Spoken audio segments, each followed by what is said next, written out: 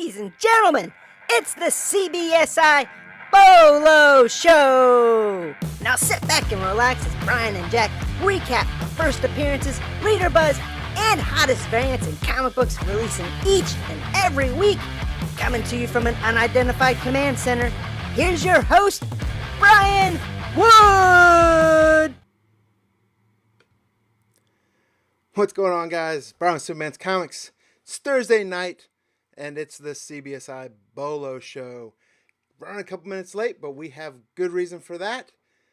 But I'll let Jack decide whether he wants to disclose it or not. But it is the Bolo Show, and it's Thursday night, my favorite night of the week. Talking comics, hottest comic releases, and the CBSI Bolo List. As always, got my co-host, the Phone Slammer, a.k.a. Jack DeMeo. Simpleman's Comics family. I am Jack DeMeo, aka Mr. Bolo, and as Brian said, I apologize we're a little late today, but let me tell you how dedicated to the Bolo Show I am. I still got my hospital band. As you can see, my face is a bit swollen up. I've been in the hospital all day today, but we had to bust out of there to come here and do this Bolo Show live 9 p.m. every Thursday. We can't miss a week, so you know the show must go on. We're dedicated. Right.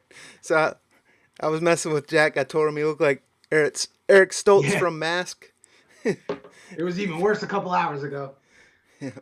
So, hold on, I'm bringing you back into screen here. I was cutting your head off for a second. So bring that in. There we go. Got you fixed. Oh. But, as always, we have the video version, but we also have the CBSI Comic Book Bolo podcast available on iTunes, Google Play, and Stitcher. So if you don't want to see Jack's swollen up face, just listen to us on the audio version. But my face is always swollen because I like good chipmunk food. Cheek. Yeah. Looks like I got a fat dip in. And the show is sponsored. It is brought to you by slabbedheroes.com. If you guys want modern, graded 9.8s at a great price and good customer service, make sure you check out Nick at slabbedheroes.com. In fact, Nick was gracious enough to donate a giveaway tonight. We're going to be giving away this CGC 9.8 Venom #1 annual Bill Sienkiewicz variant. Details for the giveaway will come later. I love it. You don't see 9.8 giveaways on too many YouTube channels. So you got to take advantage of that. A 9.8. And Bill Sienkiewicz, like this was one of those regular price variants, but it is Sienkiewicz. And people love his covers. I actually really like this cover myself. So I might enter the giveaway. Also, so last night, we did something pretty cool last night, didn't we, Jack? We did. Something very cool. Something I'm very excited about. Right.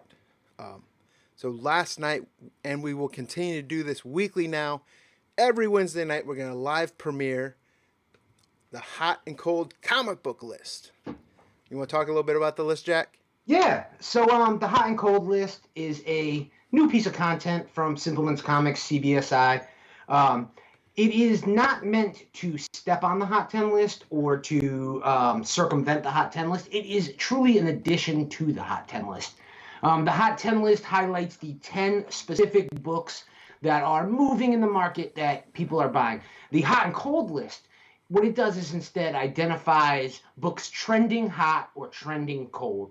And what we've done is, instead of it being my list, Brian's list, or having one person like Ben Stein who writes the Hot 10 list write it, instead what we've done is we've reached out and created a spec super team. We have, I believe, 8 speculators right now who are affiliated with CBSI or related podcasts who have come together like Voltron, each of them making a hot pick, giving you different perspectives on the hobby, different perspectives from a collecting perspective. Everybody does things a little differently. We've got, Peter Reyna from Dollar Bin Digging. We've got Andy Tomberlin from the Indie Spotlight series, Ben Stein from the Hot 10, Mel V from the Mighty Mel V YouTube channel and comicsheatingup.net. So we've got a little bit of everybody.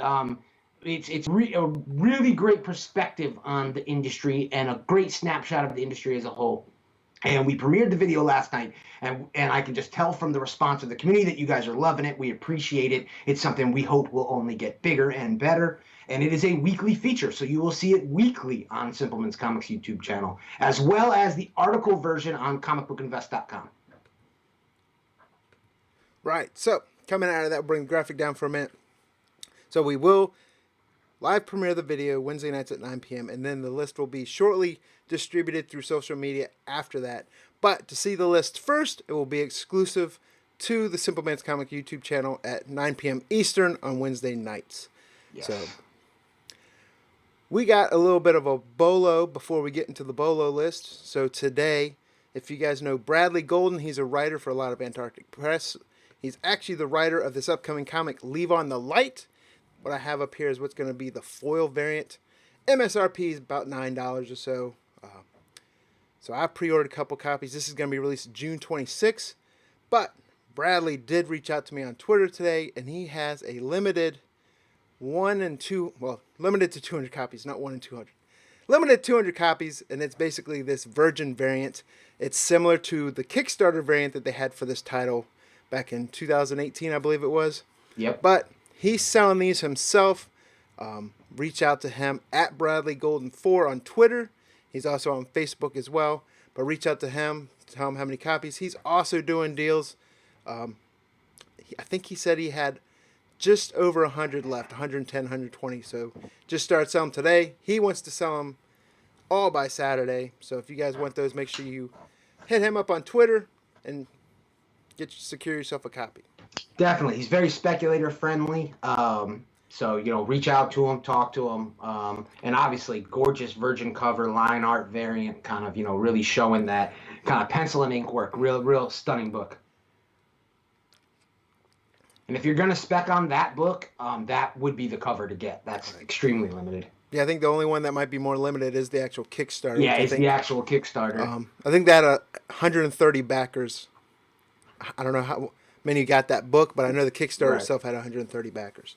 Well, it's all about distribution, too. So anytime a book is sold directly by the creator, it doesn't necessarily get mainstream attention. So, that might go under people's radar. Right. So that's definitely a bolo to keep an eye on. Yeah, he's also in the CBSI Facebook group, and he's well over social media. But definitely, he hit me up on Twitter specifically, so that's why I shared out his Twitter address. But before we get into the recap of last week, we got a bunch of people rolling into chat. Sorry, there was stuff going on out there. We started advertising or marketing. We started posting that we're starting at 9, and then of course we had Jack's medical emergency, so we were starting to push back to 9:30. And then he's like, "Hey, I'm home. Hit me up on Twitter." I mean, not Twitter. Hit me up on Skype. So yeah, we started in between. We called it an audible, and yeah, because I noticed people were rolling into the chat, and we try to keep it as close to 9 p.m. as possible. Eastern, that is, of course. I definitely apologize. I had no idea when I went into the hospital at 3 o'clock that it was going to be 9 o'clock, and I was going to be arguing with doctors saying, "Can you let me go? I got a YouTube show to do." And they're looking at me like I'm ridiculous. But that is my dedication to the Bolo Show, people. So I noticed like how you talk about My Little Pony and some other things. When you're at the hospital, were you throwing out some like Grey's Anatomy references and stuff like that? Or No. It's funny though. I've seen more than my fair share of Grey's Anatomy episodes because my girlfriend is obsessed. But yeah. I've seen more than I would like to admit. Yeah, my wife and mother-in-law sit there and talk about it at the dinner table when the in-laws come over to eat and talking about the show, and I'm just like, I just start throwing up random stuff, and I'm like, "Oh man, did you see Braun Strowman? Did you see them Uso brothers?" But I do want to take a moment to welcome everyone that's coming in the chat. We got Luis Ramirez. He's been in the chat. I mean, I was on here about 8:45, and he was already in the chat throwing up fireballs. Mark Snowden. I believe Mark Snowden he's from another continent, right? Yeah, I think so. Apollo. I'm gonna kill that name, so I'm not gonna say it. Apollonio Gomez. Yeah, I am Simple Jack right now. Patrick Malagarno, Big Leg. Always happy to have Big Leg in the house. Yes, definitely. Andy CBSI King. OG. Yes. Hawaiian Punch 72. Miliano Beggs, the graphic the graphic design master, Shane Griffin. Awesome. So welcome to the chat. Welcome to the Bolo Show.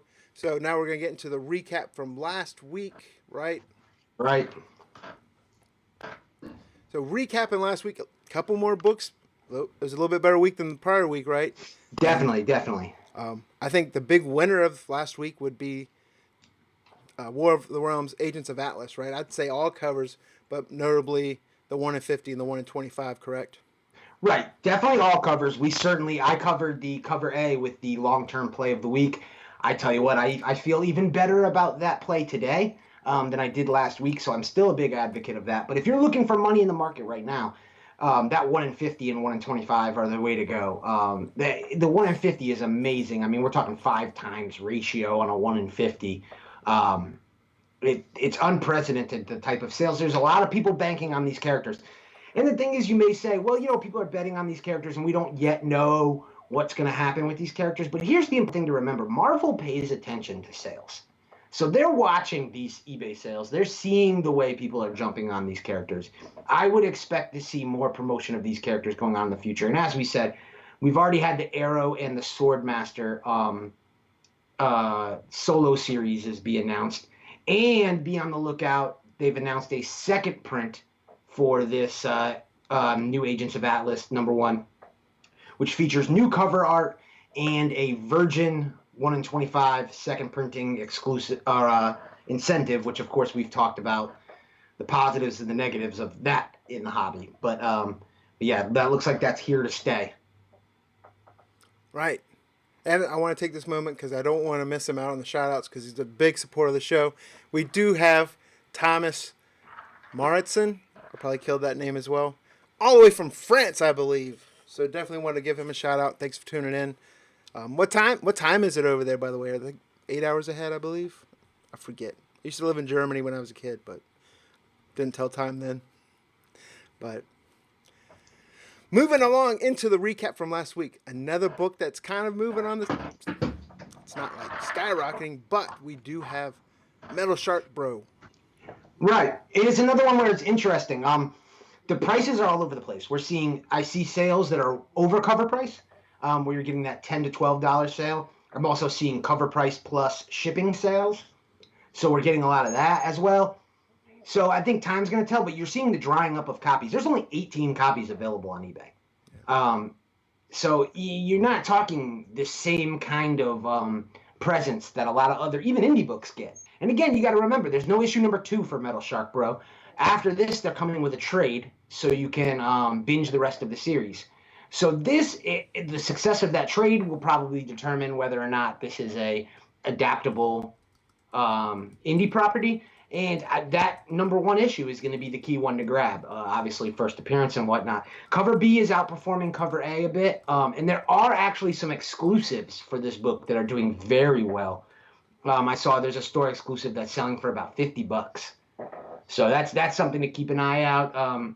If you know any stores that have exclusives of this, you have relationships with those LCS, look out for that. I wouldn't pay that eBay $50 inflated price, but if you can get it from a retailer at a reasonable price, that's something to keep an eye on.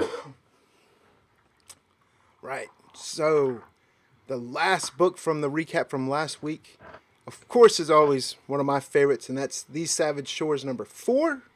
Yes. I notice this right now is kind of selling anywhere between $9 to $12. But yep. Compared to the week before, most things were selling at cover, so it's not a big jump. But I'll just tell you from a reader perspective, if you're not reading this series, definitely want to check it out. Or wait, at least get the trade when it comes out, because this is one of the best vampire horror stories. Ram V is crushing on this.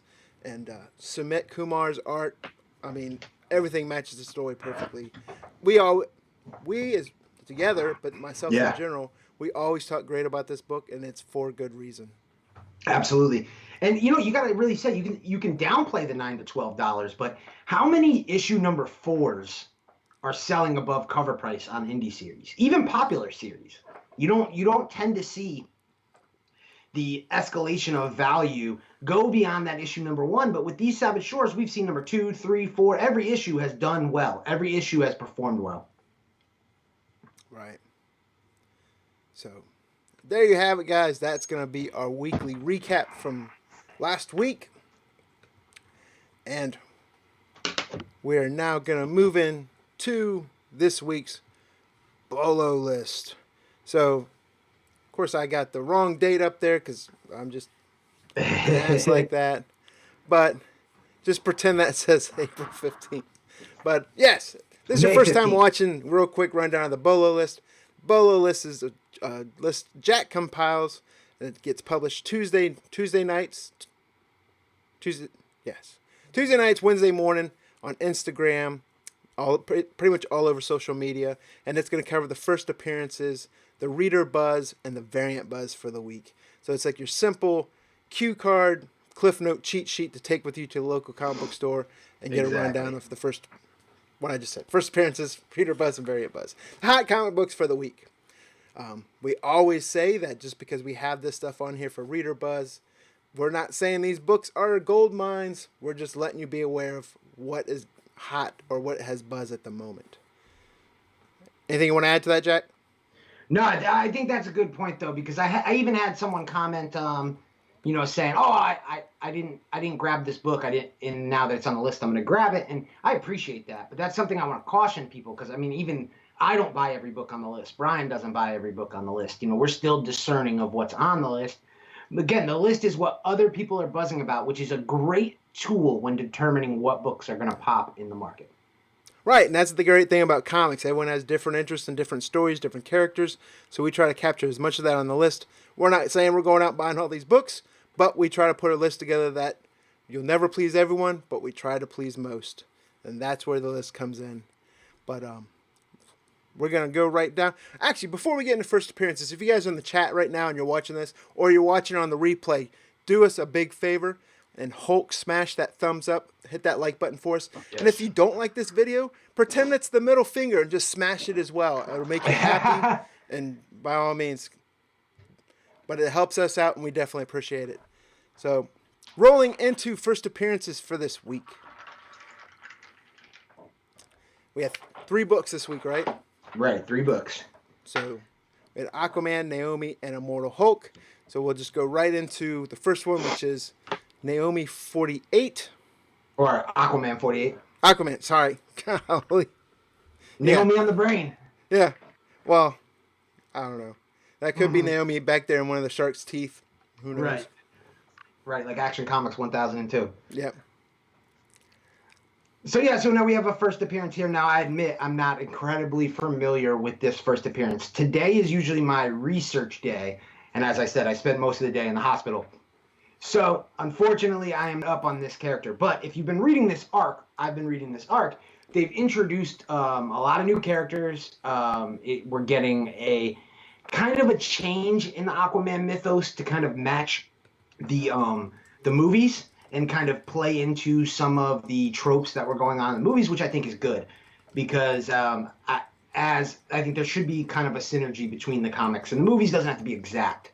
And we saw, I think her name was Nama, that was the first appeared in the last couple of issues, kind of draw it out with a cameo, first full appearance type thing. So, and now we've got a new appearance here. So this Aquaman series has been full of first appearances. If you really go back and really think about how often Aquaman has sat in this first appearance section, it's been there quite often. Now, none of these issues have spiked in the market, but it's something to keep an eye out for, because Aquaman did really well as a movie. I think they're changing the story to fit the movie on purpose.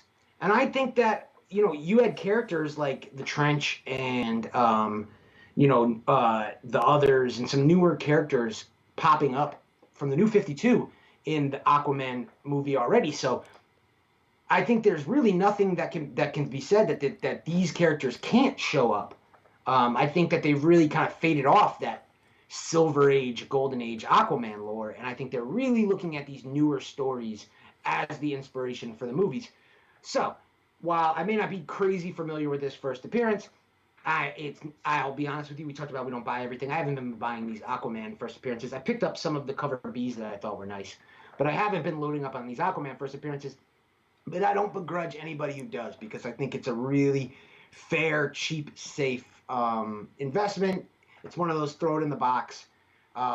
Because certainly if there's some casting announcement for Aquaman 2, you're going to see people scramble. You're going to see people scrambling to come pick up these back issues. And Aquaman isn't a crazy, heavily read series. So, you're not going to have a huge supply to grab from. So it's something to keep an eye on. If you're a huge Aquaman fan, if you're bullish on the Aquaman movies, then you may want to go ahead and grab a couple copies at $3-4 each. Right. So rolling into the next one, this is a book that flew under everyone's radar. No one was aware of this book at all, and that is Naomi #5. Explain. Why don't you tell the people who Naomi is if they're not aware? If you are unaware, Naomi is the newest creation of Brian Michael Bendis. It has taken the comics market, or she has taken the comics market by storm. Young character, mythos kind of lining up a bit with Superman. There is a lot of hype about this character. Obviously, people are making dangerous comparisons to Miles Morales and things like that. A lot of that comes to do with race. But the reality of the situation is Brian Michael Bendis has had success with Marvel with the creation of new characters, taking those characters and then bringing them to the silver screen and the big screen. We've seen from Jessica Jones to Miles Morales and the success of those characters. And that's why a lot of people are real bullish on Naomi. I know there's a lot of hate out there for Naomi, but Brian Michael Bendis coming over to DC was a big money move. It was heavily marketed. We knew when that happened, something was going to come out of it. And the first big thing to come out of it has been this Naomi series. Now, Naomi #5 is a book I normally wouldn't put in the first appearance category, typically because it is a costume first appearance. It's not, I traditionally only put character first appearances. But this is an instance of me just trying to listen to the market. The market wanted this one as a first appearance. They were calling it a first appearance in costume, first appearance of her powers. So it's one of those things where I wanted to try to adjust this.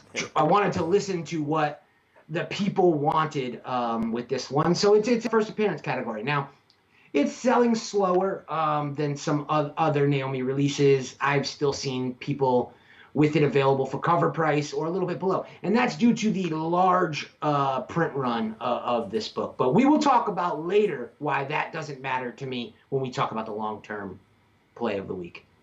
Right. So, the next, so we're going to see if anyone in the chat not buying into Naomi hype. You did bring up a good point that I wanted to talk about. You're talking about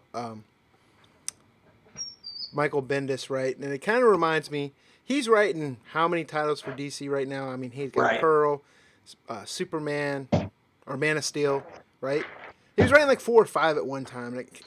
And he's overseeing the One Comics imprint as well. Right. So that involves, the Wonder Twins, Young Justice. Right. So it kind of reminds me of the people that speculate on comics and they just name everything that's coming out. And then when something hits, they're like, look at me. Mm-hmm. It's kind of resembles that where, writing all these books and one hits. It's kind of like, hey, look at me. I got this hit book, Naomi. And the key when you're discerning between Brian Michael Bendis releases is, he's doing a lot of stories that may be good stories, but they're not going to do anything in the spec community. Where I look at Brian Michael Bendis is, I think he was brought into DC Comics to create characters because that's what he did best for Marvel. So the moment he was signed and they put this big graphic on Twitter, Bendis is coming. I've never seen a comic company promote a signing of a creator heavier than DC promoted the signing of Bendis. They were treating this like a NFL free agent signing, big Durant going to the Knicks type thing. This was a big deal. So as soon as that happened, we've talked about this before. You got to follow the money. If DC is going to spend that kind of money on him, then I know that they're going to put some effort into it. So I was all over Naomi from the get-go because I just kind of felt like this was something that could happen. I know people are sour grapes about it, but it's something to keep an eye on. I'll tell you right now, I don't think this will be the last Brian Michael Bendis created DC character that'll pop off. Right. I am liking the new Young Justice book. I really like that book. I think Wonder Comics, the imprint in general, is doing very well. I think the stories are fun. Yeah. It's definitely skewed younger. It's a little more lighthearted, but I've enjoyed those books. With that being said, we're going to roll into the last first appearance of this week, and that is Immortal Hulk number 17. We got the new Abomination, right? Yes. Now, this is something. Well, we've been talking about New Abomination since what, Brian? Issue 14? Yeah. Everybody was waiting almost every week. So when you look at like the reader buzz behind issues 15 and 16, I think it really came from people anticipating that Abomination appearance. Having said that, here he is, and we see very little movement in the market. Yeah. And I'm going to put a little plug out here again for the hot cold list. If you got a chance to check out the hot cold list, Peter Rana, his pick was new Immortal Hulk books. Now that's a pick that might be a little controversial because Immortal Hulk has been something that's been kind of only attached to hotness. But the reality of the situation is what you're seeing with this release is what's indicative of what's happened in the market. It's all about supply and demand. I know that gets redundant to talk about, but it is. And Immortal Hulk was popular early on because they could not print up enough copies to meet demand. And I think that demand has gotten smaller. I think quite simply the supply has gotten larger and stores are on it. I would go to my LCS on Wednesdays, and if I got there at noon, 1 o'clock, they might not even have any Immortal Hulk left. And now I'm seeing stacks of Immortal Hulk on shelves. And we're seeing store variants for all of these Immortal Hulk books, which I think is important, which drives print run up. So I think that's really indicative of what we're seeing. Doesn't mean, though, that this isn't a good long-term play. It very well may be. I still am an advocate that readers are going to love this series for years. This is going to be a classic reader series.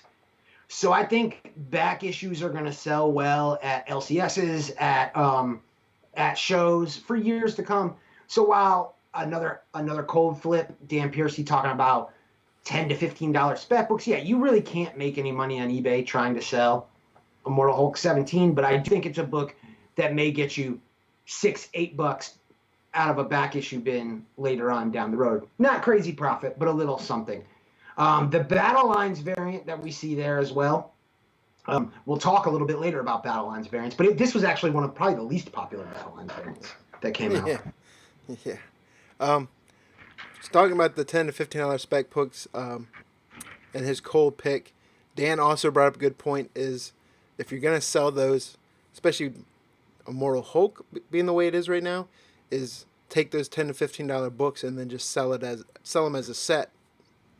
And that way you get... because your margin gets eaten up by shipping and by fees. Yeah. So Dan does this a lot, and I've talked about it on this show, bundling books together.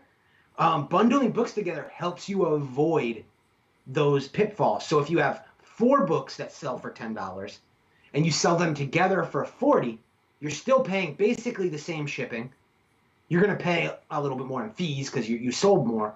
But on a cost per book average, you're going to profit higher. Dan is right on.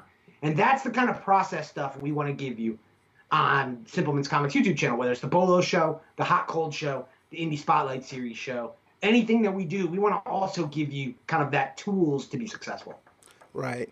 So one thing, kind of going on to selling stuff, but another cold pick that was Mel's cold pick was those cover B DC variants, right? And how they're not as hot right now. So the lower buy-in, if you're selling on eBay, one good thing is buy some of those cheap cover Bs, and when someone buys a book, throw one of those cheap cover Bs in as a freebie book, and it'll buy so much customer satisfaction, and people will come back and buy more books from you. Because those covers are gorgeous, and some people that aren't aware of it, I mean, it's just something like kind of like that extra. Oh, yeah, well, it's one of those things. It's one of those things where when you get a freebie book from a dealer on eBay, we've all gotten them, but how often are they just garbage books? That's what they tend to be. Yeah. So if you include some gorgeous covered Bs, somebody buys a Batgirl 12 art German from you, and they spend $75 on that book. You drop a Batgirl, 30-something variant in there from Middleton, he's going to appreciate that. Yeah. Another art germ Catwoman if they bought it. Right. Yeah. That's what I like to do too. Like artists, keep the artist the same. Yeah. But I love giving out freebies. I think it's the key to return customers.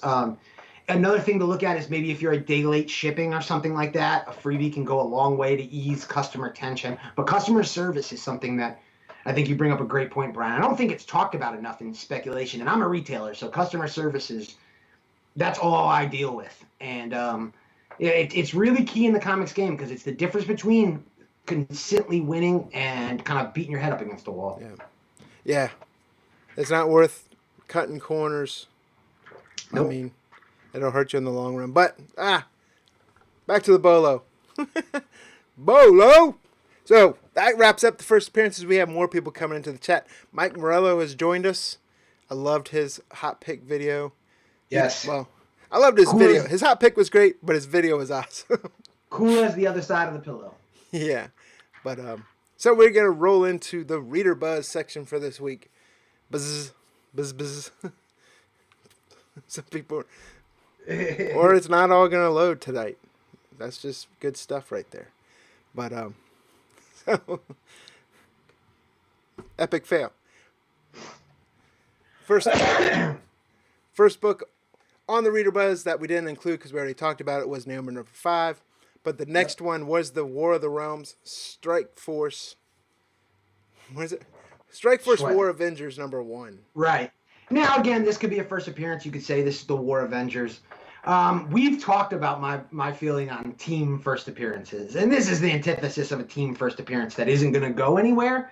Because I don't think you're going to see a War Avengers solo book. I don't think you're going to see a War Avengers movie or a War Avengers TV show. I think that this is a entity put together for War of Realms. So I know that cover A sold out at Midtown. I don't think that's due to War of Realms possibility. My guess is that's more due to anticipated speculation. But we haven't seen the book really do a ton on the market. But another one to note is that the Spider-Man tie-in for War Realms also sold out at Midtown. So we may have seen some large retailers underestimate the desirability of some of these tie-ins. War of Realms, while there's been a lot of negative talk about it, it is leading the industry in sales right now. That's an important thing to note. Like War of Realms is doing serious numbers from Diamond. Right. So... this happens to be the only book I've been able to read so far this week, and it was a fun read. That to me, it seems like they're setting them up as like the special forces for the War of the Realms. Right. They're doing clandestine. Deadpool is Deadpool. I mean, got a few laughs in there. They talk about Black Widow, how everyone thinks she's dead, but saying you can come back and be in your own movie. I mean. Tongue-in-cheek, fun read, but there's nothing... I didn't see anything super spectacular in the book. But decent read. I like the War of the Realms, the regular issues for the series. And I keep saying it, but I'm hoping they put one giant omnibus out that will have pretty much all the tie-ins and the regulars all together, so then you can just read it and it be in the order that you need to read it, because there's so many tie-ins. There's probably more tie-ins than Marvel has covers for some of these issues they put out. Right. And that's truly the way I want to consume it. I also want to put a bow out there. If I hadn't been in the hospital today, I was going to prepare something special. And I didn't get a chance to do it, but I'm just going to throw it out there. Major Bolo right now. Midtown Comics has a 60% off sale on recent back issues. And we're talking very recent. A lot of books that have been covered on the Bolo Show. But if you did not pick up War of Realms, or you didn't pick up maybe an incentive of War of Realms that you wanted, now maybe the time to grab them. They are all 60% off. I saw all the incentives for War of Realms, a lot of the tie-ins. So that is something to check out. Maybe it wasn't worth your interest at cover price, but at 60% off, maybe you can get down with it. Right. So, next on the Reader Buzz, Immortal Hulk 17, we're not going to go over that because we've already talked about it as well. But this is one book that I haven't had a chance to read yet, but one book I've been looking forward to, and this was Teen Titans number 30. This is the epilogue to the Terminus Agenda. Right. And I think that my interest in this book isn't even Terminus Agenda, because I felt like that wrapped up pretty well. I know that there's going to be some fallout within the Teen Titans for some of the actions from Terminus Agenda. Having said that, the real interest here is, and I don't think I'm spoiling it because it's in a solicitation, but Crush is going to meet Lobo for the first time. So her father, her estranged father. And I think that is the kind of interesting thing. Now, is it gonna have spec value? I don't know. If Crush ends up in a movie and Lobo's in this movie, could I see Topher true firsting this book 3 years later and this becoming a $20 book? Hell yeah, I could totally see that. So I don't blame somebody who wants to take 5 copies and stick it in a box because they're all in on Crush. And I'll go a step further and say, if you are all in on Crush, if you're a believer and you want, you've got stacks of Teen Titans Special #1 and Teen Titans #20, then yeah, you may want to go ahead and grab this book for that reason. But for me, it's a reader interest thing. I'm curious to see how that relationship is going to go. I'm a big Lobo fan. I've talked about this before. I'm a 90s kid when it comes to comics. Born in the 80s. Grew up in the 90s. So I've, Lobo is a character who has a special place in my heart. I'm ready for the June 12th premiere of Krypton. If you haven't seen, Lobo is showing up on the small screen on Krypton this year. So I think there's good things ahead for Lobo. Right. I remember at one time, Dwayne "The Rock" Johnson was rumored to be playing Lobo on the big screen, but yes, matter of fact, keeping it wrestling, I want Roman Reigns as Lobo. Yeah, that would be my pick. Roman Reigns is making his movie debut in Hobbs and Shaw, the Fast and the Furious spinoff. He's playing The Rock's brother. He has a pretty prominent role, and I think he would be amazing as Lobo. Can you see Lobo doing the Superman punch? You'd have to. I need either a Superman punch or a spear or some reference to this being his yard. Yeah. But then Rollins comes in and burns it down. Sorry. All right, never mind. We're wrestling tangent, but yeah, even as Thomas started on wrestling talk. Yeah, same as Thomas mentioned in the chat. I've been liking these, especially those Alex Garner portrait covers. They're hit or miss. I mean, not hit or miss, but as much as I love them, sometimes I don't want to say it's an easy way out for artists, but I think you always want to see artists do something on a cover that's a little bit more than just a portrait. Yeah. But with that being said, gorgeous cover, and I think I even put this in the Wednesday Warrior article where I think these, and we'll get to it later with the Battlelines variants, as we always talk about, they'll make good sets. Yeah, I think we talked about this before. Midtown had a sale a couple months back. I picked up a bunch of these Alex Garner Teen Titans variants for $1. Yeah. And I bought them for that exact reason because I don't think I'm going to do anything with them right now, but I keep pre-ordering them and I keep buying them when they're cheap because a lot of these characters are newer. They don't have a ton of variants out there. These are nice, and I think Brian hit the nail on the head. Putting that set together is going to be impressive. And I still think there's a lot of younger comic buyers who love these DC comic cover bees. While they may not be popping secondary market, stores are still selling them very well. They're just not hitting that $6, $8, $10 range. So we've got to get creative on how we sell them, and lotting and bundling may be the way to go. Right. So next for the Reader Buzz section this week, we have Spider-Man Life Story number 3. The variant for this one was kind of it's that old 80s Miami Vice VHS. Yeah. I love the variant. I got heat a little bit for not putting it on the Bolo list, but the truth is I didn't see a whole lot of social posts about it. It's like Spy Hunter. Right, I picked it on Wednesday Warrior. It feels a little Miami Vice to me. I like the 80s colors. It kind of has that Rico Renzi, Robbie Rodriguez feel. I don't think they did the art on it, but it kind of has that color feel, that Into the Spider-Verse feel. I've refrained from reading this story because I want to read it in totality at the end. I'm a big Chip Zdarsky fan, and I like the concept of him kind of retelling the Spider-Man story linearly, because one of my biggest complaints in comics is that we get great stories, but I want to see Batman age, and I want to see Damian take over. I want to see progression in the life cycle of comic characters. And even if we have to do that outside of continuity, I like that idea. So this is a series that I really like. I don't know from a spec perspective that it's going to really do much. These outside, they have to kind of become cult popular, like The Dark Knight, before they end up really popping off. But I like this series, the concept of it. I'm excited to read it. I think some of the variants have been very nice. And it's another one. Be on the lookout. Issue number 1 was on the Midtown 60% off sale, including the 1 in 50 Marcus Martin variant for $30. So if you were at all into this series and you wanted this book, That's another one I remember off the top of my head that was on that 60% off sale. You might want to check that out. Right.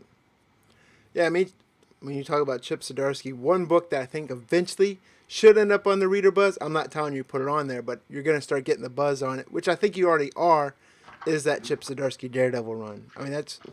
Definitely. We just highlighted that on the hot cold list as a hot series.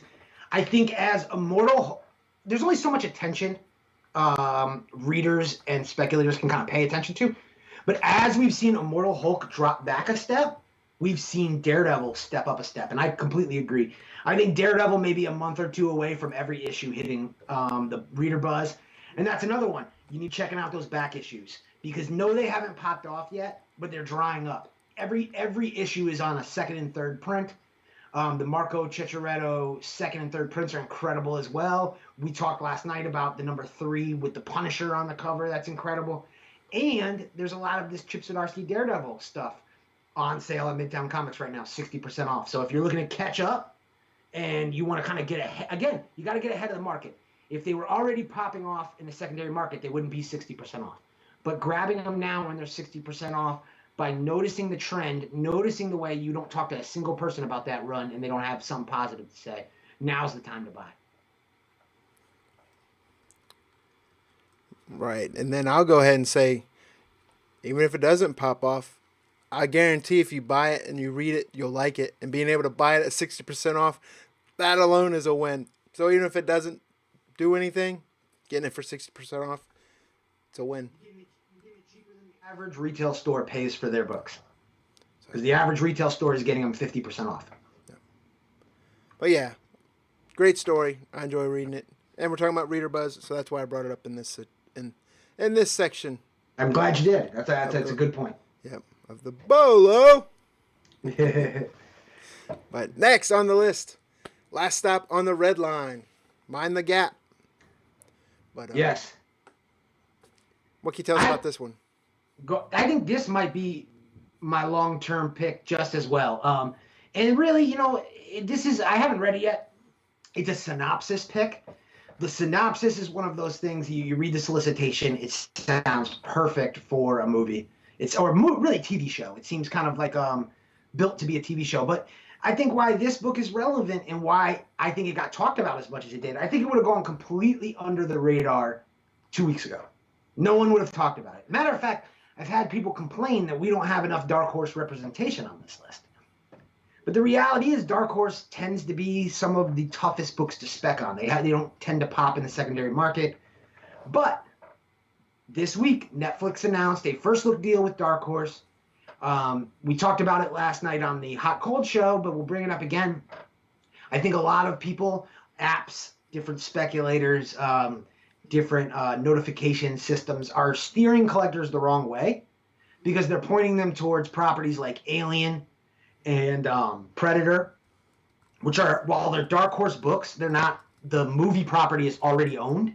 So it's already owned now by Disney, originally Fox.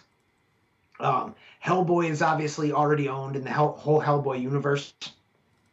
I believe by Legendary Pictures, but I may be wrong. Legendary Pictures also is the one who optioned Black Hammer. So Black Hammer wouldn't be a part of this deal. So really this is going to affect future books because any book that Dark Horse already has out, Netflix could take a look at it anytime they want to. It's already out and available. First look deals really impact books that haven't come out yet because if there starts to become serious reader buzz about a book before it comes out and you start having Hollywood calling, this allows Netflix to say, no, Dark Horse, you can't sell this to Legendary. You can't sell this to Disney. You can't sell this anywhere. You have to talk to us first. And only if we don't want it can you then go somewhere else. So we are going to see more Dark Horse properties show up on Netflix. There's no doubt that this is in response to the success of Umbrella Academy. And we've talked about it before. Netflix is the best spec as far as a streaming service. It gets the most eyes, the most attention, the most people outside of traditional comics. And people outside of traditional comics are how books pop off. That's why you see Umbrella Academy. That's what you see with Walking Dead, books like that. So I am very bullish on upcoming Dark Horse #1s. I will probably purchase and speculate on any book that sounds like it's made for a TV show or a movie, and I think this is one of those. Not one I'm going to say pick up 25 copies of, but 3, 4, 5 copies, I feel good about it. Right. So, Andy King put in the chat also, if you have $400 in your pocket and you're at a con, what do you buy? If it's me right now, I am looking ahead at Marvel movie spec. That's where I'm. No, I'm not shying you away. I was kind of leaning towards some of that as well. Yeah, I think there's so many first appearances that still haven't gotten attention yet, and it's only a matter of time. At this point, we've been through 3 phases, so we've seen the way this works. Rocket Raccoon, Star-Lord, these characters, their books didn't go for diddly before their movies got announced. So I'm looking at Ares, I'm looking at Hercules, I'm looking at kind of a lot, especially with Helmsworth signing on for 4 movies. So I'm looking at a lot of these Thor characters. I'm looking at Beta Ray Bill. Yeah. But a lot of people are already looking in the Beta Ray Bill direction. So I kind of like Ares and Hercules.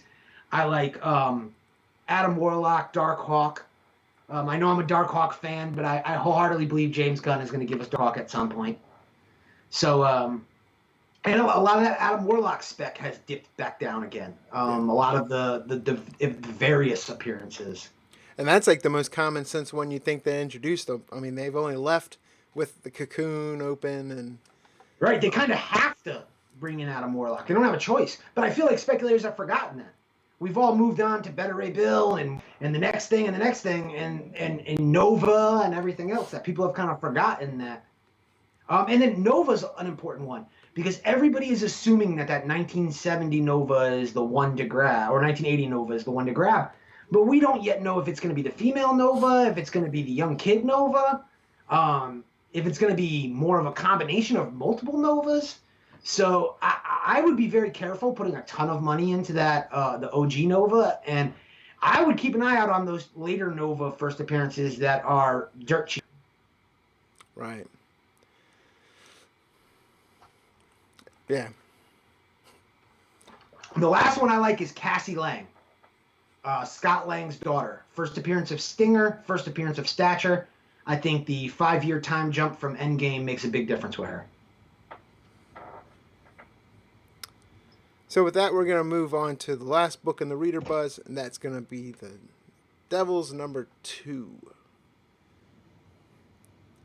This is from Antarctic Press? Right, Antarctic Press. And this was a book that the word wasn't out that it wasn't a one-shot. I think the original discussion that we had when number 1 came out was that it was just a kind of a one-off. I heard a lot from the community about that. People weren't expecting to see this number 2, and I think because of that, it hasn't necessarily been readily available. A lot of people kind of missed out on it, but if I'm not mistaken, this is kind of Japanese horror type book. So that kind of stuff is popular. We talked about it. You're talking about tropes that are just hitting right now, whether it's movie, TV, graphic novel. This stuff is consistently doing well. This is what people want to hear, want to read. So you're getting more and more indie properties picking up on it. But this is a book to keep an eye out for sure, because number 1 performed really well. Right. And with that wraps up the Reader Buzz section for tonight. Thomas in the chat said surely some Atlas comics as well. Iron Jaw Phoenix, going back to your spec for ComicCon. Yes. And also to me, it depends on $400. What am I buying? Am I going looking for some PC book? I think I usually maybe split in half. And then what I would do is, like you said, I would kind of try to do some research before of what Marvel movies are coming out. Look at some Black Panther. Where could Black Panther go? Right. Try to go with something that's not obvious, where people are hitting, like you mentioned, everyone's hitting a Beta Ray Bill. And then bang those $5 to $10 boxes, man. Sometimes you can find some gold in there. And if you're looking to flip, that is. And yeah, absolutely. I mean, I was at Heroes Con 2 years ago buying Eternals number 1 for $20, $15 in mid-grade. I was buying Eternals number 3 out of like $3 and $5 boxes. Yeah. So that's the key. You just have to be ahead of it. Yeah. You can't be, again, this is not the FOMO show. So if a book is on the hot 10, if it's booming, you probably missed it right now. Wait for it to drop and then get back in. But you should be looking where other people aren't looking. We said this the other week, skate where the puck is going, not where it's at right now. Yeah. And it might sound like it wouldn't happen, but if Big Leg's still in the chat, he'll tell you himself. Mid-grade bronze and silver age keys, if you could buy them for low, people buy them up on eBay, and you'll be surprised at what they'll pay for them. That is actually what I specialize in.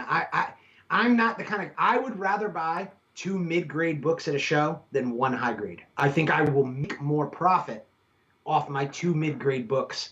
I think once books pop, people want copies. They want the best copy they can afford. Yep. And so I also noticed that, here's another little tip for you, playing off what Big Leg said. If you don't mind grabbing mid-grade copies, because if you're just about profitability of it, look for dealers that have 5 and 6 copies of the same book. They will tend to sell you their lesser conditioned copies cheap because they don't love it because they've got other copies. They don't care. It's not the only one they've got. So if you see a guy and he's got 6 copies of the first Beta Ray Bill, look for that lower grade copy, that you have a better chance of being able to make profit on that if he's willing to dump that for $10 to $15. Right. So with that being said, we're going to roll into the variant buzz section for the night. At least this graphic loaded correctly. But there you go. So, the reader buzz, we just got the zzz part, not the buh part of the graphic. But variant buzz, this time we had the Marvel Tales Iron Man. We had the Aberrant variant. Talking Battlelines Variants. Major X, number 2 second print. So, just go roll right into the first one. Of course, Jim Bartel. Yes, that's one of those ones we talk about every single time one of these Jen Bartel variants comes out. It's here. And just like everything else, you're looking at $200 sales here. But again, we've talked about this. I know I feel like I'm beating a dead horse. I apologize if you've heard me say this several times, but you're looking at $8 cover price for this book. It's a 1 in 50 variant. Stores had to order 50 copies. They had to spend at least $200 to acquire one of these books. So when the book is selling for $200, people look at it like it's selling well above ratio, but it's truly not. I did a math equation to show you how to really find the ratio when a book is below the dollar per ratio. I could do that again here with this book being over. I won't bore you with the math right now. But the reality of the situation is true ratio isn't $50 for this book. It's a bit higher. And so it doesn't surprise me at this point that these books sell well. I worry about the long-term value of these books. And I think a lot of stores are getting stuck with the regular copies. I would not be surprised this summer to see the regular trade dress versions of these books in $1 and $2 boxes. I hope dealers aren't ordering 50 copies just trying to get the incentives, because I don't think that'll pay off financially. But nonetheless, every week we see one of these Marvel Tales gets released. Every couple weeks or so, we see one of these Marvel Tales get released. And sure enough, they are doing well in the secondary market. Right. At least this one had actually reprinted like Tales of Suspense 39 in it, right? A lot of these Marvel Tales, they're like repenting. Yeah, they're repenting, but they're reprinting. We mentioned it before. They're reprinting not the top tier stories for these books, but as we mentioned before, a lot of those are saving for the facsimile editions and the True Believers. There's so many reprint product coming out right now from Marvel between these facsimile covers and True Believers. They're really running out reprint stuff left and right. So yeah, I think they're kind of over exhausting what books deserve to be reprinted at this point, but. So the next book for Variant Buzz this week was the Aberrant Season 2, Issue number 2, right? And yes. Anyone that collected baseball cards in 1989 is well aware of why this covers Variant Buzz. Yes, this is one of my favorite books, I think, that's been released in a number of weeks. If you are a baseball card guy, this gives you the feels. If you're not familiar with the story, the baseball card that's on the cover of this book is set up with the design of 1989 Fleer, which of course was produced during the glutton of baseball cards when there was just so many baseball cards that are not worth anything. But there is a card in this set that to this day still commands value, and it is the Billy Ripken rookie card. Now, it's not worth a ton of money because Billy Ripken was some great player, and his rookie card is valued a whole bunch, but there's two versions of his rookie card. And one features the F word and then face on the bat that he's holding. So he's sitting there holding the bat, he's got it on his shoulders, and the curse is right there on the bat knob. And that was actually written by his brother, legendary shortstop Cal Ripken Jr., who's obviously a Hall of Famer, the Iron Man of baseball, started the most consecutive games of all time. So, brothers being brothers, busting his brother's stones, writes something, thinks the camera guy is going to catch it, doesn't catch it. The cards go out in packs. Obviously, at this time, baseball cards are being purchased by children. So children are busting these packs open and going, whoa. Fleer had to pull the cards. They did come out with an updated version.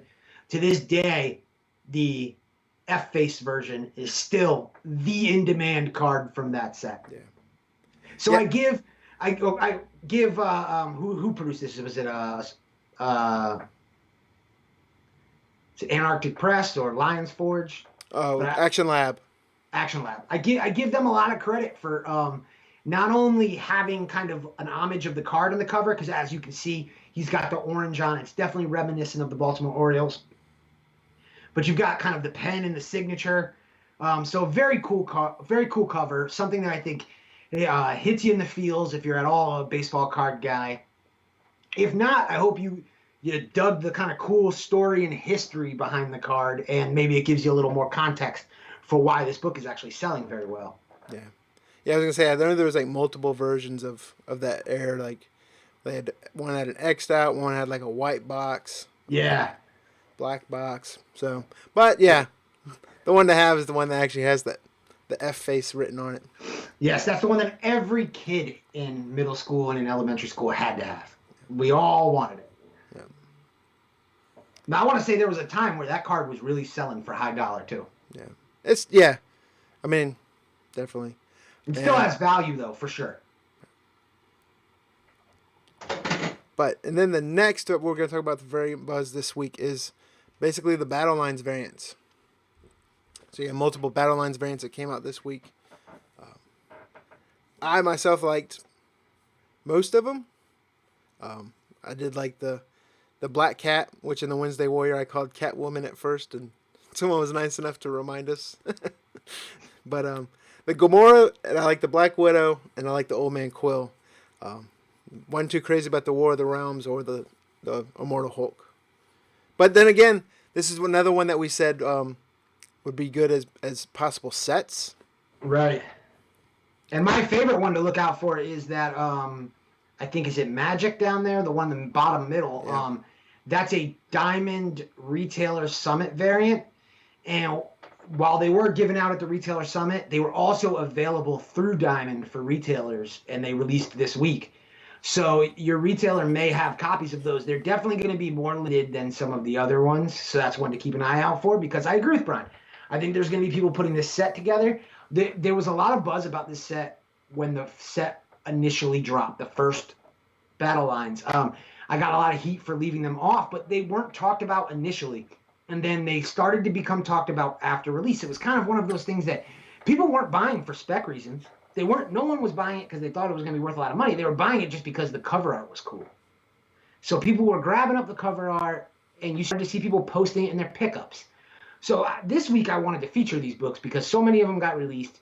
And I think it's just time that we talk about it. And for the same reasons that I see DC cover B variants as popular, I think these Battleline variants will do well. And that's long term. I think sets will do well. I think if you have a short box filled with Battlelines variants, and even if you're charging a few dollars over cover price at a show, I think you're going to get a lot of attention from a younger crowd, people who maybe missed out on certain releases on release day. And I think we're getting to a point now where this set is getting larger. You're getting good representation of a lot of different characters. And I'm seeing more and more pickups featuring these Battlelines variants on Instagram every single week. So it's something to keep an eye out for. Isn't it also based on the mobile game? There's a Marvel Battlelines game that a lot of these are based on. Yeah, just like New Agents of Atlas. The New Agents of Atlas variant was based on the mobile advertisement for the mobile app. I That's want to what these see Farmville covers then. them Farmville variants. Remember back in the day, like you'd be on Facebook and all of a sudden someone like send you some instant message like, "Give me some Yes. corn," or I'm like, "What the hell?" Right. Stupid Farmville. I got. You know, this is one of those things about Facebook. I got an aunt that still does that, and it's one of those things. Like I remember when Facebook was just people from college, and then now it's aunts, uncles, kids. Yeah. You gotta watch out. Yeah, all forwarding you spam and spearfishing you on instant messengers. Right. The PMs, but Getting fake sunglass advertisements. so that brings us to the no, because we got the other one. Sorry, man, I'm messing up. But I didn't have the picture on here. So last on your book on your variant buzz was Major X #2 second print. Right. So now this one is the first one that we're not seeing, say, major secondary release buzz. But again, it sold out at retail. It sold out at Diamond. Major X is popular. There's some first appearances. They're not really like true first appearances. They're more, reimaginings of certain characters. Word on the street is that Marvel is very happy with the sales of this series to the point that they are looking at doing more with Rob Liefeld. And I would watch out for when the X-Men series get rebooted after Jonathan Hickman's big X-Men story. I wouldn't be surprised to see Rob Liefeld's name show up on an X-Men book, an X-Force book, or something like that. And I know that a lot of people hate, but it's important to remember that buzz isn't just positive. Buzz is buzz. It really doesn't matter whether it's positive buzz, negative buzz. As long as people are talking about Rob Liefeld, these books are going to be selling. Because what ends up happening is the more people talk junk, the more the people that support him are being loud advocates for him. So it's creating this kind of like internet war of the people who hate Liefeld versus the people who love Liefeld. And Liefeld's getting himself all up involved in it on Twitter. He is a wild Twitter follow. If you're not following him on Twitter, I highly suggest that. But this book is the antithesis of a book having buzz. We also know that there is a third printing of Major X #1 coming out that will also have a 1 in 25 incentive variant to it as well, so be on the lookout for that. But yeah, Major X is still moving. Because it's got champions like you behind it. Hey, absolutely. Absolutely. I am the mouthpiece for the Liefeld fans. Yeah. I'll take it. I'll take all that heat. And yes, I know that some of the art is crotchless and terrible and we can't see the feet, and I get that. But Rob Liefeld is the man. He's polarizing, he's entertaining, he's not boring. Those are the things that I can appreciate. I can overlook some of the things that drive people insane. Right. So that wraps up the variant buzz. So far we've gone through the first appearances, the reader buzz, and variant buzz. So before we get into your long-term play, you want to go? Let's go ahead and announce the giveaway contest for the. Let's definitely do it. The Slabbed Heroes. Again, we're going to be giving away the Venom #1 annual CGC 9.8, the Bill Sienkiewicz variant. So here's how the contest is going to work. To win this comic book, we're going to do two things. One, you must be subscribed to Simpleman's Comics YouTube channel. And second, not in the live chat, but in the actual comments. So we're going to give people that are viewing it on replay as well a chance. In the comments, post a comment on what your favorite Bill Sienkiewicz cover is. And please remember what he just said, to do it on the actual video, not the comments. Because it always breaks my heart whenever we do one of these contests and I start to see people that I recognize commenting in the video, and it's like, we're going to have to disqualify you for that. So we don't want to do that. We want everybody to be involved. So yeah, let us know what's your favorite Bill Sienkiewicz variant. Could be variant, could be some OG cover art, some New Mutants, some whatever you're into. Let us know. Put it in that in the comments section of the final video, and you'll be entered to win. Again, you don't see YouTube channels giving out 9.8s. This is a gorgeous cover, and I actually think from a spec perspective that this book is slept on because a lot of Venom variants creep up over time. we did a lot of talking in the contributor chat this week about the Thunderbolts number 127 Jock Venom variant, which at one point was a $5 variant and it's now a $100 variant. A lot of the Superior Spider-Man Venom variants went that way. And again, I think this Venom run is going to be iconic because of what Donny Cates is doing.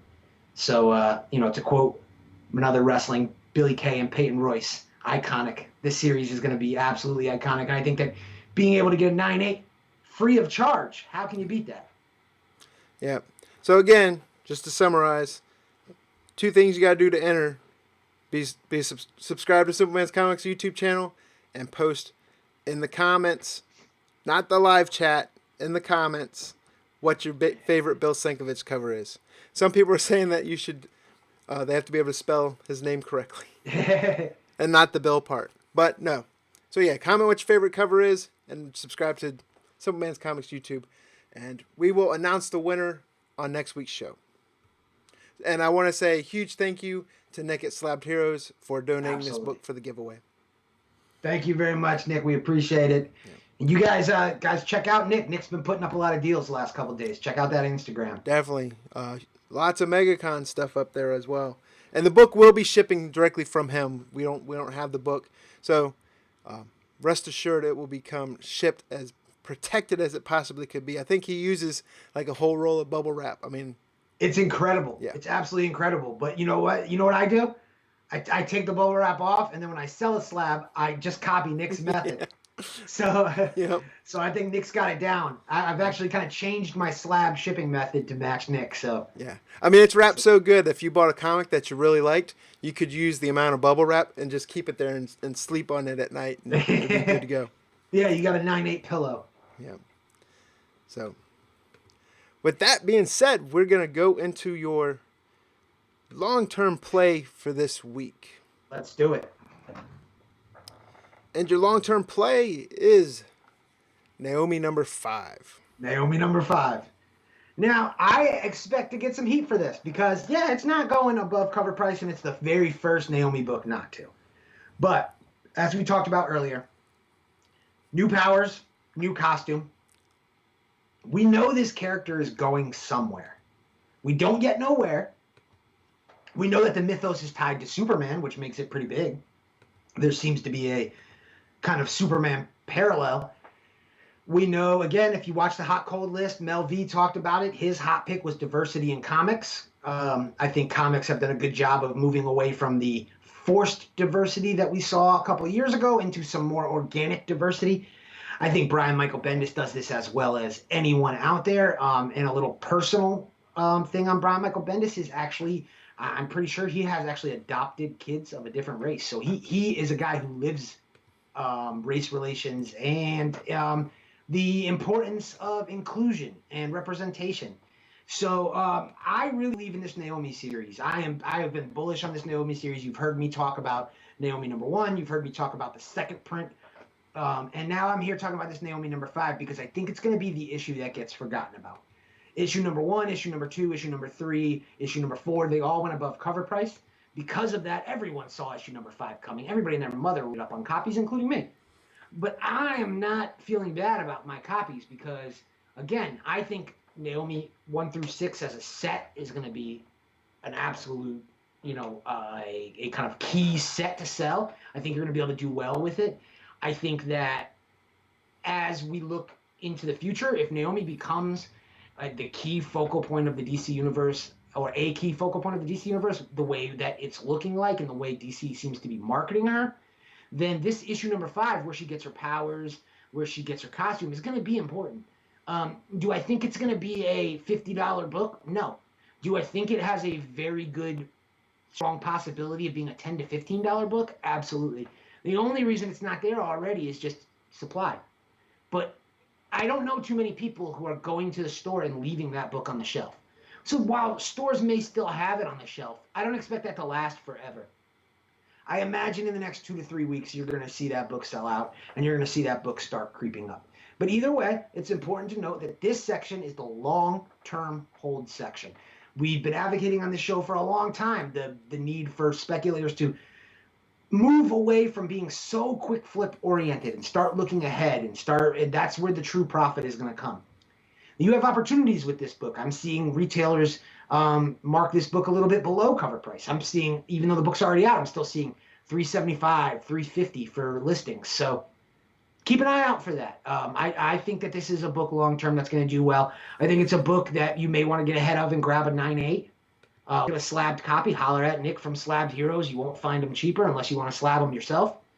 So that is something to keep an eye on, and I am real bullish on this Naomi series. I will take all the hate that comes with it, because the reality is when Naomi #1 came out, we talked about it, we believed in it, and we were right. And I really believe that this is the way that the market is going to continue to move. And I think that there's only positive things in the future for Naomi. We still haven't seen, there's so many other, this is just reader buzz. This is popularity off reader and speculation buzz. And we still haven't seen this character cross over into, say, a Justice League comic, which would pop the character a little higher. We still haven't seen the character show up on a TV show or movie, which would explode the character. So there's still so much that's going to happen. And just like we talked about with Marvel paying attention to new Agents of Atlas, don't think for 1 second DC isn't paying attention to what's happening with Naomi. Don't think they're not paying attention to what happened with Into the Spider-Verse. And I absolutely think that there's going to be a parallel there. And I know it's a very loose racial comparison to say, well, Naomi is the DC Miles Morales. But I think she allows DC to play it to that market. And I think that that young, urban, and just really a young, youthful, energetic market who wants to see something new, wants to see something different. So I know some of my old heads, they're not down with Naomi. That's fine. It might not have been created for them. Wonder Comics is skewed younger. But I am bullish on Naomi. I think it's going to continue to rise. And I think the fact that Naomi #5 didn't jump out of the gates yet is such an important issue gives us as speculators an opportunity. It's a buying opportunity, and one that we should probably jump on and not wait to jump on. Right. One thing I wish that DC would stop doing is their job, right? As far as the solicits, man. Yeah. Every issue you're like expecting more because they keep telling you like secrets are revealed. You're gonna find out who she is and where she comes from and blah blah. It's like, all right, man, #5, we're going to get there because #4, I thought we were, but we didn't. Right. So #5, definitely. And then you're just like, okay, maybe next time we're going to get it. But, yeah. Well, it's funny because a couple of years ago, we used to be really good at predicting first appearances based on solicits. I know all of us in CBSI, we'd sit and talk about a solicit. We'd chop it up. And a lot of times, we were dead right on predictions. Yeah. But it's gotten tougher and tougher. These creators have figured out that if they tease you a little bit, speculators will jump on board and order 20, 30 copies. And then they give you half of what you expect so that you got to come back next week for more.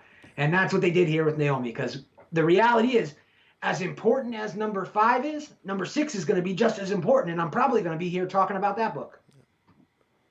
So, yeah. And then you have the other opposite side of it where they weren't as bright on their solicits, where some characters would die and you thought they were dead, not like in the big two, but some of these like Weather Independence. Right. And then you look like in previews and 2 issues down the road, they're talking about how that person that supposedly died is going to be up and running playing Farmville. But, right.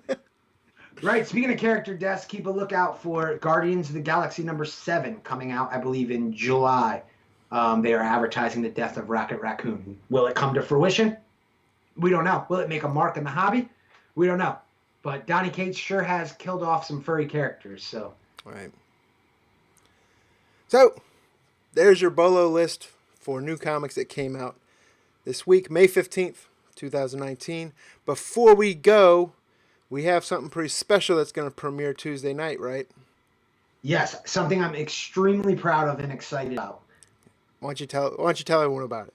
We have the second episode of the CBSI Presents the Indie Spotlight Series show. We brought you the debut episode with Chris Sanchez from Mad Cave Studios. Much respect to Mad Cave Studios. But we are getting even bigger, and we are bringing in Boom Studios VP Arun Singh.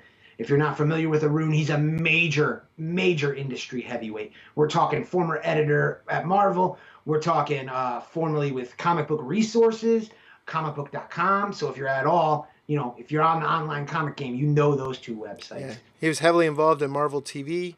Yep. Yep. So definitely a major player in the comics industry, extremely knowledgeable. I could not be happier with how that interview went. He dropped his own bolos, guys. Unprompted, he stopped the interview and was like, "I got a bolo for you," and he did this probably 5 times.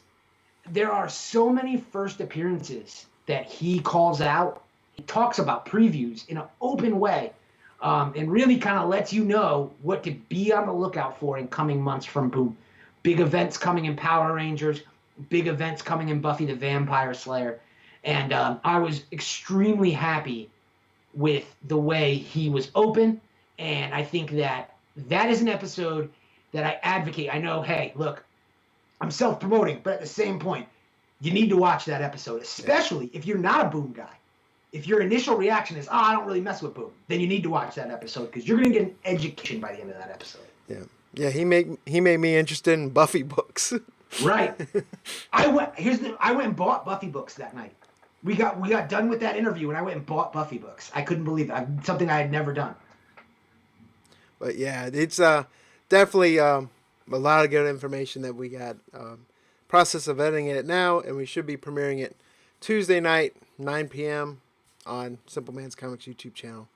So that's going to wrap up our Bolo show for tonight, guys. Want to appreciate, again, everyone that's in the chat right now.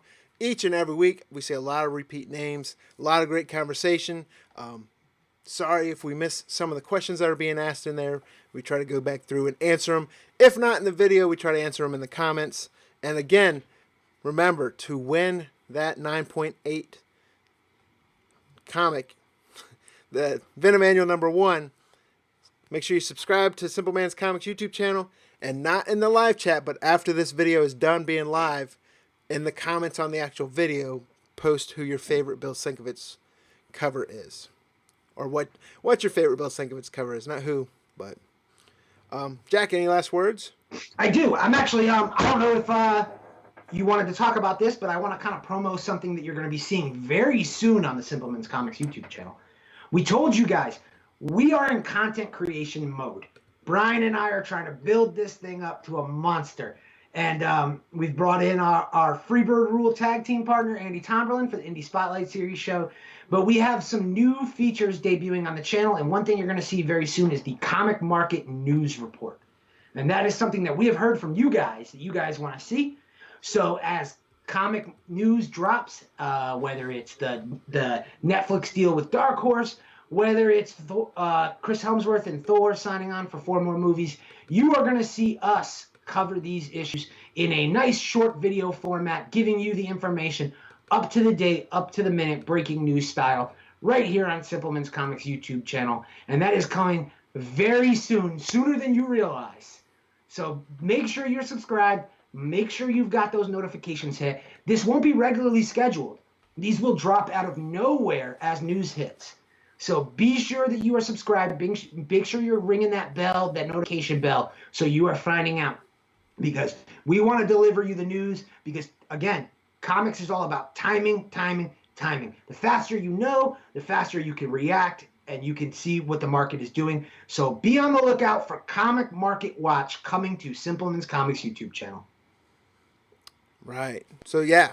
And I definitely want to thank Jack and Andy, and especially with the hot list. I definitely want to thank all the comicbookinvest.com contributors for providing the picks. It helps 2 ways. One, it helps get the word out on the authors of those articles, which I think is great because they don't get spotlighted enough.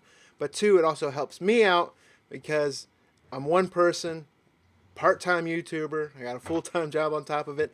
So it helps me get more content out that I think people want to see. I think we all work together as a great team, and that together, all putting that information on this channel and getting that content out, is proven to be a great success. So, yeah, and I know there were some technical issues with that first video, but we're going to get that corrected. I'm still very happy with how that turned out. I see that the numbers are great. So, guys, if you haven't checked it out, check out that hot cold list. We're going to be doing that weekly, and I look forward, as Brian said, if you're not following the individuals featured on the show, go to comicbookinvest.com. Check out the article where we have links to all of their Instagrams. Make sure you're following these guys. Topher is dropping exclusive IG Bolo True Firsts. Andy is dropping independent comic bolos. Mel always has that information coming about what's going on in the new comic book market. So make sure you're following these guys. The more information that you get, the better. And everybody that we brought on that show is somebody we vouch for, that we feel like they are a major speculator in the industry. They're major people in the market and somebody that is worth you listening to. And we wouldn't bring anybody else out here and onto the show other than that. So it's that those are all people that we absolutely certify. Those are some of the best in the game. Right. And before we go, I want to give a big shout out to every one of you guys that are downloading this on the audio version. Definitely appreciate that. It is available, like we said at the beginning of the show, iTunes, Google Play, and Stitcher. So we're seeing the steady increase in downloads for the audio version. So greatly appreciate that as well. Anything else, Jack? Man, that's it. I just appreciate everybody being patient. I know that it's, the audio has been a little tough with mouth almost swollen shut, but and I know it got worse as the show went on, but I appreciate everybody's patience and rocking with me. I didn't want to leave you guys hanging on a Thursday night, so if I had to bust out of that hospital bed, pull the IV out my arm myself, I was doing it. Jack went all Kanye through the wire on the Bolo night. Absolutely. But with that being said, really appreciate it, guys, and we will see you guys next week.